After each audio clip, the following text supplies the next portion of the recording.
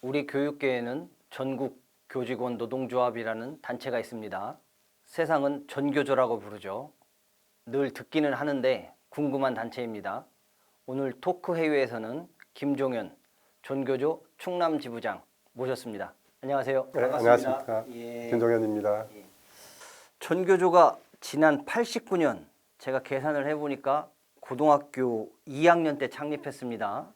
창립 이후로 참으로 많은 굴곡을 거치셨는데 한 30여 년의 역사에 대해서 설명을 좀 부탁드리겠습니다.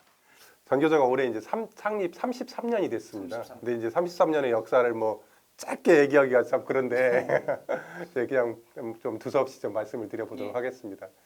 그 1986년 1월에 서울에서 서울 사대 부중 3학년 학생인 행복은 성적 순위 아니야라는 유서를 남기고 영화로도 예, 만들어졌었죠. 그렇습니다. 그러고서 예. 이제 그 생을 마감합니다. 이제 그때 선생님들이 당시에 이제 1년에 한 100명 정도의 학생들이 이런 입시 경쟁 교육 이런 것 때문에 자살하고 이랬다고 하더라고요.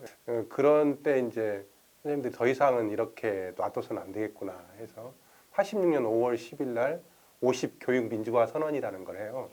그리고 이제 그해 9월에 그 민주교육 실현 전국 교사 협의회, 일명의 작게 해서 전교협인데 전교협이라는 단체를 만듭니다.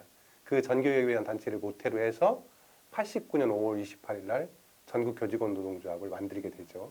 흔히 사람들이 아니 갑자기 왜 교사가 노동조합이냐, 전국 교직원 노동조합이냐 이런 말씀을 하시는데 1988년에 이제 유치해 보면 그 당시가 여소야대라고 그래가지고요.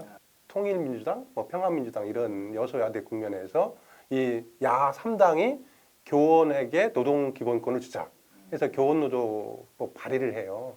그러면서 이제 89년 5월 28일 날 전교조가 이제 결성되죠. 근데 이제 정부는 전교조가 결성되자마자 이 전교조 교사들을 좌경 용공 세력이다 해서 1,527명을 해직하게 됩니다. 그렇죠. 그 해직 교사 문제가 큰 이슈였죠. 그렇죠, 그렇죠. 그래서 충남에도 이제 55명 정도가 해직됐고 그 당시에 지금 교육감으로 당선된 김지철 교육감이 이제 당시 이제 지부장에서 첫 번째 구속되고 해직되고 뭐 이런 거죠. 그래서 전교조가 이제 결성되고 나서 주로 이제 한 일들이 당시 이제 뭐 잘 아시겠지만 촌지 거부 운동, 그다음 부교재 채택 거부 운동, 그다음 뭐 사립학교법 개정, 유아교육법 제정 운동, 뭐 이런 등등의 운동들을 펼쳐요. 그러다가 이제 93년 김영삼 정부 때 해직 교사들이 복직하고 99년 7월에 합법화가 되고 나서 이제 그 다음에 이제 본격적으로 정부랑 단체 교섭도 하고 그 다음에 사립학교법, 유아교육법, 학교급식법, 장애인교육법 이런 뭐 친환경 급식, 무상급식 운동 이런 다양한 운동을 펼칩니다. 그러다가 이제 2008년에 이명박 정부 들어와서 학원 자율화 조치 이래서 영교시 부활, 우열반 편성, 뭐 일제고사 이런 것들을 자율적으로 하라는 그런 지침이 내려와요. 그러면서 이제 그 전교조가 그런 입시 경쟁 교육 반대 운동을 펼치죠. 그 당시에 또 그런 지부장을 비롯한 임원들이 이제 30명 넘게 이제 해직되는. 그 다음에는 또 민주노동당 후원금 때문에 또 한 130명 같이 파면되는 이런 일들을 겪습니다. 그리고 2013년에 박근혜 정부가 들어와서 이제 박근혜 정부는 당시 이제 전교조 귀학 가운데 전교조 활동을 통해서 활동하다가 해직된 교사들이 있으면 그 사람들은 조합원으로 인정한다라는 게 있었어요. 그게 이제 법의 노조 문제 발단이죠. 그런 발단이 되는 거죠. 이제 쉽게 얘기해서 귀학에 해직 교사도 조합원 된다. 이 귀학을 이제 시정 명령을 내렸는 전교조가 우리는 전교조 일을 하다가 해직됐는데 어떻게 그 사람을 내칠 수 있느냐. 그래서 이걸 거부하게 됩니다. 그래서 이제 노조 아닌 통보를 2013년에 받고 그리고 나서 이제 또 당시 이제 노조 활동을 했던 34명이 또 해직되는 충남에도 2명이 해직되고 그때 이제 저도 해직되고 그랬었죠 이제 그러면서 이제 박근혜 정부 하에서는 주로 이제 한국사 국정화 반대 운동이라든가 세월호 참사 진상 규명 운동 이런 활동들을 했고요. 그리고 2020년 9월 3일 날 이제 대부분 판결로 박근혜 정부의 그 행정 명령이 위법하다 이런 판결을 받아서 이제 법적 지위를 회복한 거죠. 그래서 지금 현재 뭐 33년이 됐지만 저도 이제 저는 94년에 발령을 받았거든요. 그래서 이제 전교조 역사를 보면 뭐 이렇게 탄압이라 이런 힘들지 않은 적이 없다 이런 생각이 들어요. 그러네요. 네. 33년 그 자체가 네. 힘든 시기셨네요. 그렇지만 이제 그 동안에 이제 우리가 잘 아는 뭐 대표적인 친환경 무상급식 운동, 유치원부터 고등학교까지 무상교육운동 이런 걸 통해서 이제 공교육을 바꾸는 그런 어떤 세력으로 자리매김하고 한 것이 아닌가 이런 생각도 합니다. 네. 자, 이제 지방선거가 얼마 전에 끝났는데 지난 6일 지방선거에서 일부 교육감 후보들이 반전교조 전략을 내세웠습니다. 뭐 전교조 입장에서는 당연히 기분 나쁘실 텐데 어떻게 생각하십니까? 반전교조 전략에 대해서. 선거 프레임이겠죠. 그런데 이제 저는 그렇게 생각합니다. 뭐냐면 기존 교육감의 어떤 정책이나 이런 것들을 평가하는 건 뭐 당연하다고 생각해요. 이 교육감이 기초학력을 제대로 못 해왔다든가 아니면 뭐 아이들의 어떤 그 복지를 제대로 못 해왔다든가 이런 것들은 당연히 해야 되지만 그 교육감이 예전에 소속된 현직 교사 때 소속된 단체를 이름을 갖다 걸고 뭐 반전교조 아웃 뭐 이렇게 거는 것은 제가 보기엔 그 단체를 혐오하고 배제하는 그 표현이 아니겠냐. 그리고 아울러서 이 전교조라는 것이 현재 현직 교사 5만 명이 있는 노동조합이란 말이에요. 그러면 전교조 아웃이라는 것은 현직 교사 5만 명을 아웃시키겠다는 거냐. 그러면 좀 문제가 있다고 보고요. 그래서 저는 이분들이 진짜 교육감 후보로 나온 건지 아니면 그냥 뭐 무슨 정치를 하시기 위한 건지 이런 거에 대한 좀 약간 의구심이 들어요. 그리고 그분들이 지금이라도 좀 이 문제에 대해서 좀 사과하는 게 필요하다고 봅니다. 교육자로서. 그러면 전국적인 교육감 선거 결과는 어땠나요? 그 반전교조 프레임이 먹힌 것도 좀 있습니까? 반전교조를 내세운 교육감 후보들 중에서는 2분만 당선됐어요. 10분 중에 2분만 당선되고 이번에는 어떻게 보면 이제 우리가 흔히 얘기하는 진보 교육감이 지난번까지는 14분이었었거든요.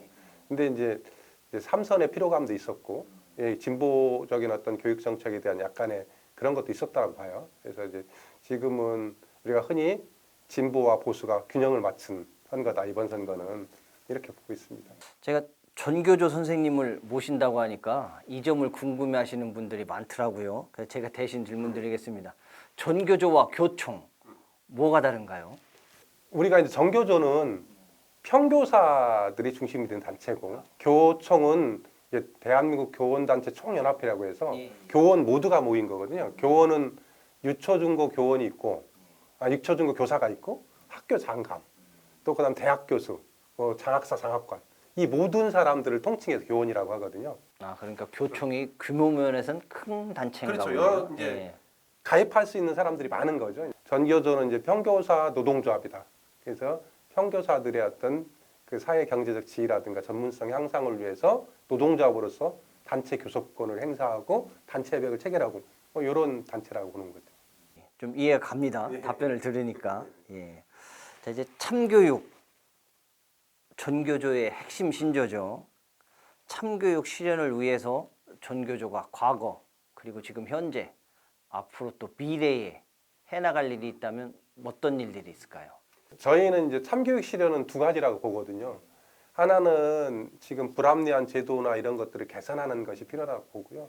또 하나는 이제 교사들 스스로 어떤 전문성을 향상해서 하나아이도 놓치지 않는 그런 행복한 교육을 만드는 일이라고 생각해요. 그래서 이제 과거에 했던 다양한 제도 개선 투쟁들, 뭐 유치원 아이들이 학교를 다닐 수 있도록 공교육할 수 있도록 유아교육법을 개정한다든가, 아니면 친환경 무상급식 운동을 벌인다든가, 이것도 다 이제 참교육 운동이라고 생각하거든요. 현재는 이제 저희들이 가장 많이 하고 있는 것이 학급당 학생 수 20명 상한 법제화 운동이에요. 그게 이제 제도적인 면이고, 이제 실천적인 면에서 전문성 향상을 위한 것들은 저희가 전국적으로 교과 모임들이 있습니다. 뭐 수학교사 모임, 국어교사 모임들이 있고 그 교사 모임들과 일반 교사들이 1년에 모여서 이제 매번 교사 모임들은 매번 이제 연구 활동을 하지만 그 연구 활동을 총괄로서 전국 참교육 실천대회라는 것들을 만들고요. 또 이제 저희가 사업 계획으로 매번 이제 뭐 예를 들어 미래교육, 그다음에 성평등 교육, 기후교육, 뭐 기후위기에 대한 교육 이런 것들을 사업에 반영해서 6월달 같은 경우는 예를 들면 이런 거죠. 6월에 환경의 날이 있다. 그럼 이제 기후위기 특별위원회에서 환경의 날 행사를 기억하고 계기교육 수업 자료를 만들고 그 다음에 연수를 하고 뭐 이런 활동들은 실천 활동으로 또 하고 이렇게 하고 있습니다. 제가 그동안에 벌어진 일들을 쭉 살펴보면 전교조에서 앞서 나가는 발언을 하시면 당시 교육계에서는 그게 무슨 소리냐 반대를 하셨다가 시간이 일정 기간 지나면 그게 모두 다 정책화가 되더라고요. 모든 지금 상황이. 또 최근에는 교원 연구비 지급, 또 교원 정원 확보 문제 등으로 또 교육부와 갈등을 빚고 있습니다. 어떤 상황인지 좀 설명을 해주시죠. 이 교원 연구비라는 것은 예전에 육성회비 기억나시죠? 예, 적 때도 냈던 것 같습니다. 중학교 때까지. 네, 그러니까 예. 그 학부모들이 내는 육성회비에서 교사들에게 이제 교재를 개발하고 교재를 연구하는 해라라고 이제 주는 교재 연구비 이런 거였었어요. 그러다가 이제 육성회비가 폐지되면서 이제 교원의 지위를 좀 높여지는 교원지휘법이 있거든요. 교원지휘 향상에 대한 특별법. 여기에서 이제 연구비를 법적으로 이제 규정을 합니다. 규정하면서 그 국립학교는 교육부 장관이 정하고 공립학교와 사립학교는 교육부 장관과 협의해서 교육감이 정하도록 그렇게 규정돼 있어요. 근데 이제 이게 연구비를 봤더니 뭐 가장 많은 분이 초등학교 교장선생님 7만 5천 원, 중고등학교 교장선생님 또 6만 원이에요. 그 이쪽 초등학교 5년 이상 된 분은 또 5만 5천 원 받아요. 또 이쪽에 중학교 5년 된 분은 또 6만 원 받아요. 뭐 이게 중구난방인 거예요. 시도별로 차이도 있고. 그래서 이제 각 시도라든가 아니 저희 이제 교원단체들에서 아니 이거는 교재를 연구하고 수업을 잘 가르치기 위한 건데 특별한 기준이 있는 게 아니지 않냐. 똑같이 주는 게 맞다.